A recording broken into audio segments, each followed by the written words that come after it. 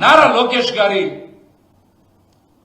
తాతగారు ఎన్టీ రామారావు గారని పదే పదే చెప్పుకుంటా ఉన్నారు. మరి ఖర్జూర నాయుడు గారి పేరు మీరు ఎందుకు చెప్పుకోవట్లా?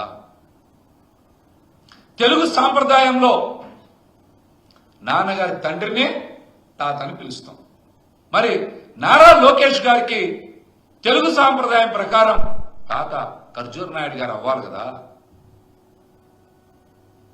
ఆయన మీద మీకు గౌరవం ఉంటే ఆయనకు ఒక దండేసో కొద్దిగా పూలేసో దండం పెట్టుకోవచ్చు కదా. మీరు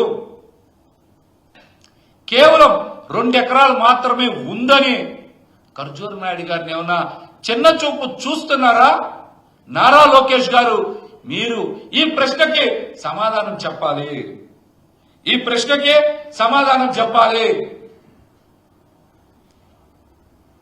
పదే పదే మా నాయకుడు జగన్మోహన్ రెడ్డి గారి గురించి